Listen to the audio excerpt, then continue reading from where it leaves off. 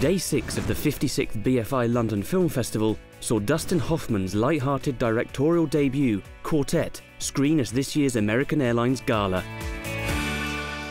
Look, here's Jean in all her glory. Oh, Jean. You haven't changed a jot. Didn't I tell you?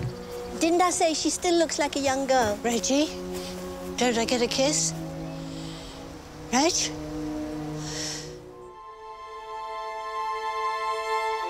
The idea came from a documentary about a house in Italy that was left by Verdi, the composer, for old singers.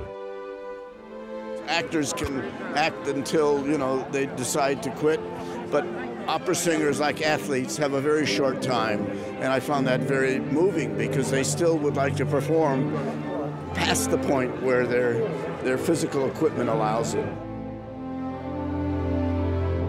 First of all, what a wonderful idea it was for all these really talented people to be living in a home where they could still practice their art. So it was a great idea, I thought. Can't imagine anybody giving more input than Dustin has. And we loved it because he's an actor and he knows what it's like, standing in front of a camera and how awful it is. And he said, come on, we're ready, time to get self-conscious and nervous. And, and he's full of jokes and, he understands what it's like.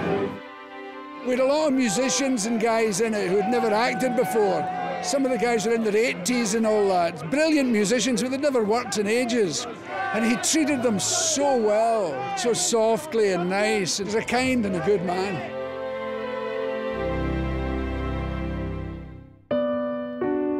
Based on a remarkable true story, Nintendo Gala, the Sapphires, brought soul to Leicester Square. I'll take you there. I can see you girls singing in places like that. There and in the Rainbow, in the Olympia, the best rooms in the world. I'll take you there. Because you've got it within you, you just need to let it out. I'll take you there. I like the idea that just because you're victimized doesn't mean that you have to behave like a victim. I like that it's life-affirming and educational to me.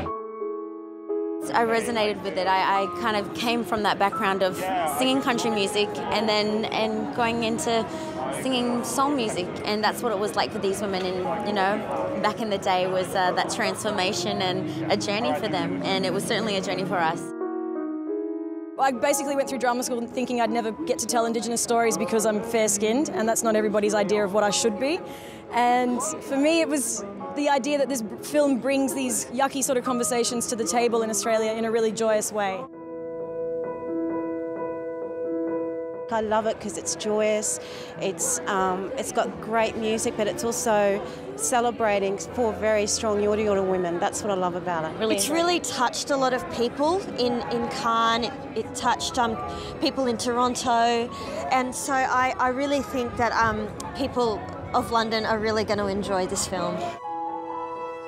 Good to be over this side and see what sort of that English and Irish audience respond to it. It's really good, like Claire Stewart's like Aussie, and we've got a blues sort of carpet, and yeah, it's very, very special.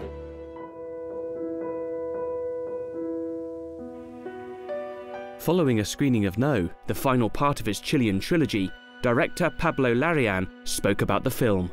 I grew up during the dictatorship in my country, and I was very, little and young, and then when I became an adult, I just started asking questions to myself, and since I'm a filmmaker, I thought the best way to think about it and talk about it and reflect about it was actually to make movies on the subject.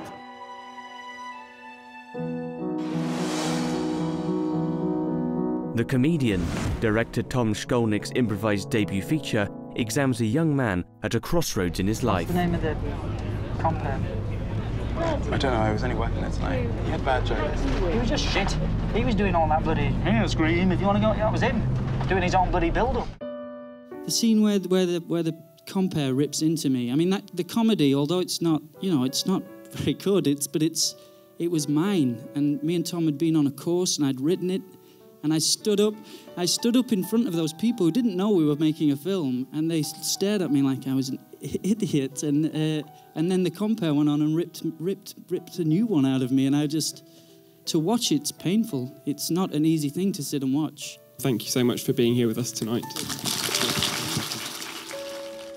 Booker Prize-winning novelist Salman Rushdie discussed his career and relationship with cinema during a revealing American Express screen talk. One of the great dangers in any kind of storytelling is to over-explain. And it's always more damaging to over-explain than to under-explain.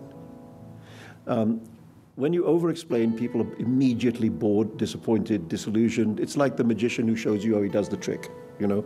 The moment you see how the trick is done, you say, oh, is that all? You know, and even if the trick is breathtaking, you don't want to see how it's done. So over-explanation is death. Under-explanation, if it's done by a genius, you know, can be brilliant.